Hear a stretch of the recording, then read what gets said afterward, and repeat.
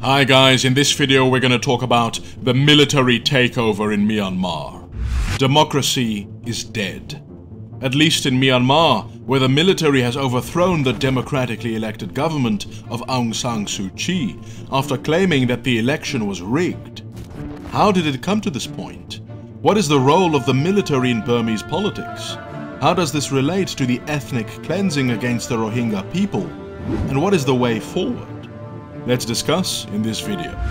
Just before we start, don't forget to subscribe for more political analysis videos and hit that bell notification while you're at it. Military takeover.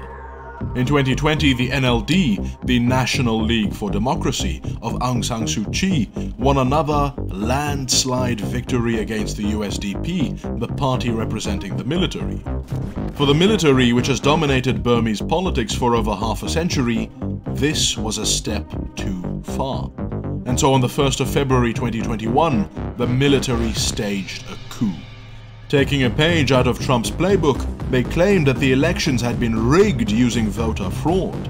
The military would restore order and hold fresh elections next year, portraying itself as the guardian of a disciplined democracy. Aung San Suu Kyi, President Win Myint, and other prominent members of the civilian government were arrested. Internet and communications were shut down, and the military declared martial law. In response, mass protests have swept the country, with protesters demanding the reversal of the coup. On top of that, workers have gone on strike, and Burmese diplomats have refused to recognize the new military government, continuing to serve in the name of the NLD. The military response? Massive crackdowns, beating up and shooting protesters. Neither side seems willing to back down. But to understand the current situation, we need to understand the origin of the military's role in Burmese politics. The rise of the military dictatorship. In the 1950s, Burma, as it was called at the time, faced ethnic insurgencies, corruption and mismanagement. The situation was so dire that a split within the ruling AFPFL party threatened to bring the country to civil war. In this volatile situation, Prime Minister U Nu invited the military to form a caretaker government between 1958 and 1960. This caretaker government, under General Ne Win, actually managed to reduce corruption and re-establish order. But when the country was returned to civilian hands after elections in 1960, the situation only deteriorated. The economy slipped and ethnic insurgencies grew out of control. And so in 1962, General Ne Win staged a coup d'etat. He arrested the government, suspended the constitution, and transformed the country into a military dictatorship. To legitimize the military takeover, Ne Win formed the Burmese Socialist Program Party, or BSPP, and declared that the country would follow the Burmese way to socialism.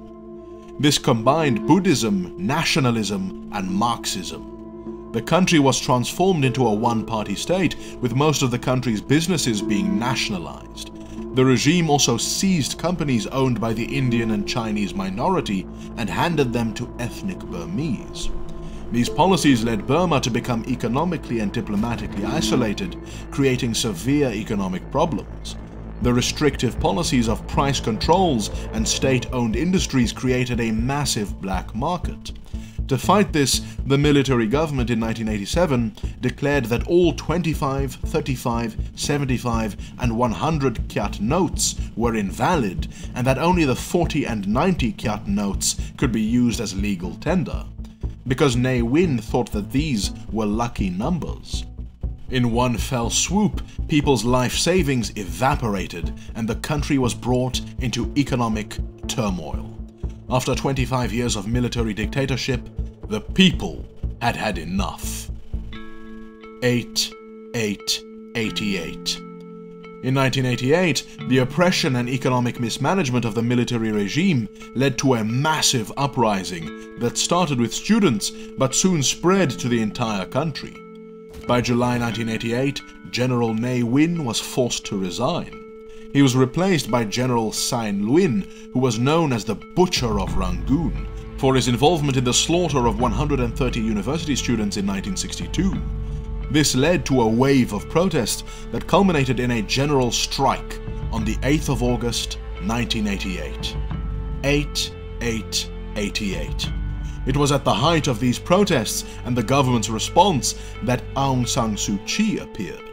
She was the daughter of Aung San, the father of Burmese independence, who was assassinated just months before independence from Britain in 1948. In her speech, she called for peaceful resistance and emerged as the leader of the opposition movement. It looked like the military regime was about to fall. General Sein Lwin resigned, and the government announced the legalization of political parties and trade unions and the release of political prisoners. But the protests continued. And so in September 1988, General Saw Mwang unleashed a vicious crackdown, which resulted in the deaths of up to 10,000 people. Aung San Suu Kyi was placed under house arrest, and Saw Mwang established the State Law and Order Restoration Council to bring order back to the country.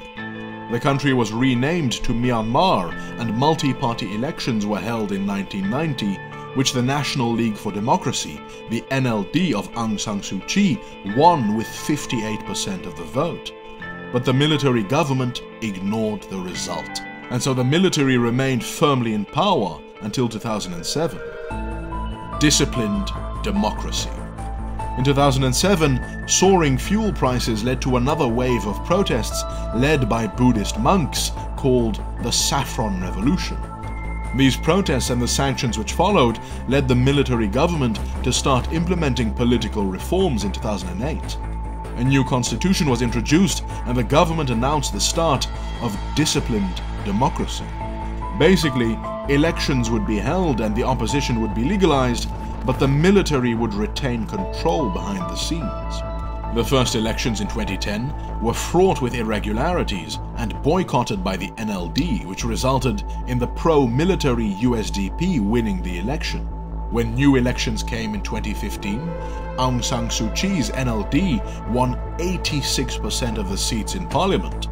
But despite the overwhelming victory, the NLD was limited in what it could do. You see, in Myanmar's disciplined democracy, the military is guaranteed 25% of the seats in parliament. While only 51% is required for day-to-day government affairs, a 75% majority is needed to change this very restrictive constitution, which guarantees the military a constitutional veto. On top of that, the military is guaranteed 3 ministerial posts: the Ministry of Defense, the Ministry of Home Affairs, and the Ministry of Border Affairs. And finally, the Constitution prevents anyone with immediate family members who have foreign citizenship from becoming president. It must be a total coincidence that Aung San Suu Kyi has a British husband and is therefore barred from ever becoming president. But even with these restrictions, the NLD managed to get around this. They created a new position for Suu Kyi called the State Councillor, which is not included in the Constitution. And so even though she was not president, she was the de facto leader. Despite the fact that Myanmar was anything but a democracy, these reforms ensured that Myanmar enjoyed the greatest freedom it had ever had since the 1960s.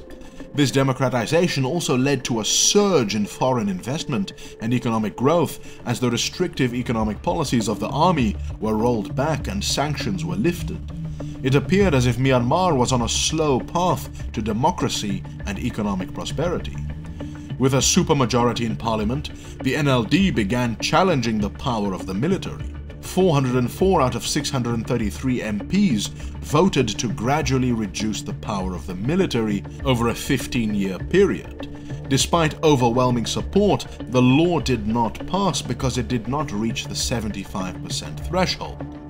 The next step was an attempt by the NLD to pass a law forcing all army generals to retire from politics at age 65. The commander-in-chief of the army, Min Aung Hlaing, who had presidential ambitions, was aged 64 and had a direct interest in stopping this law.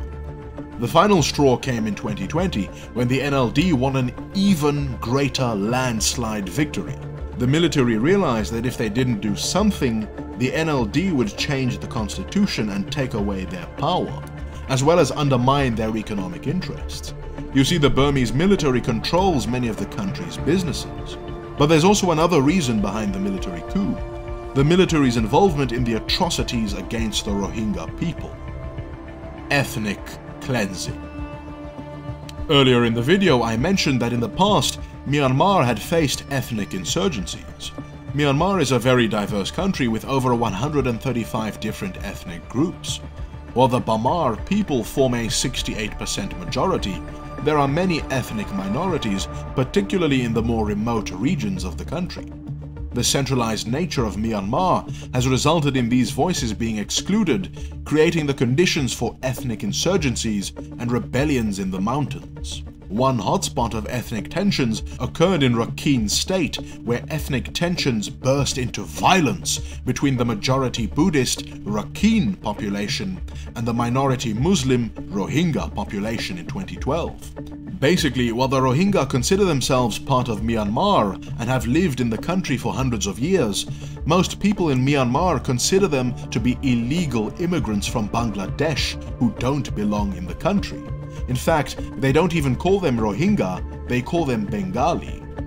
As a consequence, Rohingyas are not listed among the 135 officially recognized ethnic groups of Myanmar and are therefore denied citizenship. This idea that the Rohingya are not legitimate citizens was used by radical Buddhist monks to incite ethnic hatred and violence against the Rohingya. Capitalizing on the hatred of the Rohingyas, the military proposed that the Rohingya be deported back to Bangladesh or any country that would take them. The rising discrimination against the Rohingya led to some Rohingyas forming armed resistance groups. This prompted the military to intervene in 2016. The military and the police began a campaign of extrajudicial killings, burning of houses, gang rape, infanticide, and other horrific human rights violations in an attempt to remove the Rohingya population from Rakhine State. It was ethnic cleansing. The result is that over 25,000 have been killed and over 700,000 have fled the country. The Burmese government insists that claims of ethnic cleansing are blown out of proportion. And it's not just the military. This occurred when Aung San Suu Kyi was in charge. She not only downplayed the massacres, but she also refused to grant visas to Rohingyas trying to flee the country, saying it would only aggravate the situation. I don't think there's ethnic cleansing going on. It's a matter of people on different sides of a divide. And so in one go, Suu Kyi went from having a Nobel Peace Prize to being accused of genocide. Now it's important to be nuanced here. The military still had control behind the scenes, and so it's not clear how much Aung San Suu Kyi could actually do against the genocide. The war crimes committed during this period of ethnic cleansing are a key reason for the coup. The generals feared being prosecuted for their crimes should the NLD gain too much power. So how will the situation unfold going forward, and what can the international community do? An uncertain future.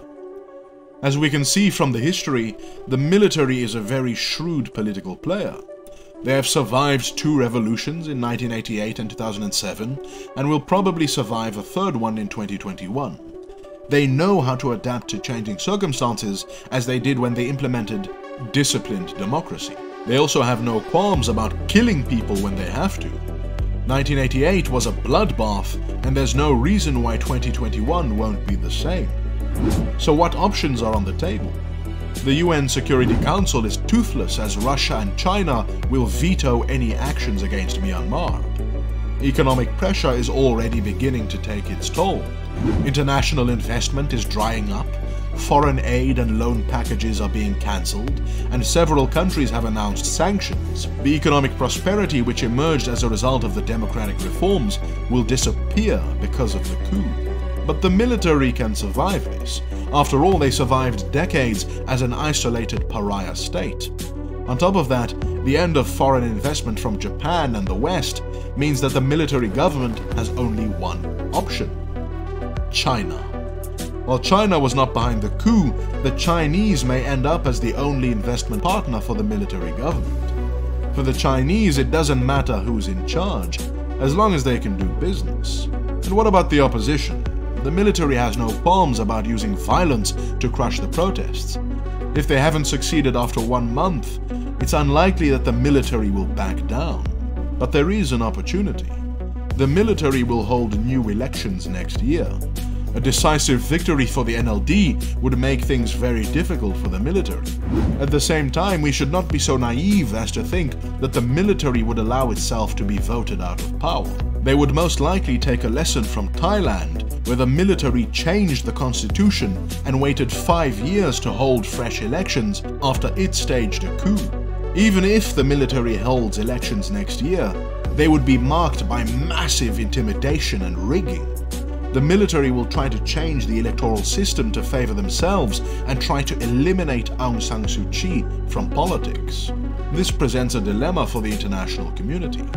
Allowing new elections to go ahead would legitimize the illegal coup, but is also the most realistic option for the NLD to return to power. At the same time, going back to the status quo before the coup is impossible, as the NLD could never govern knowing that a coup can happen at any moment. The only thing we can do from abroad is implement maximum pressure on the military government.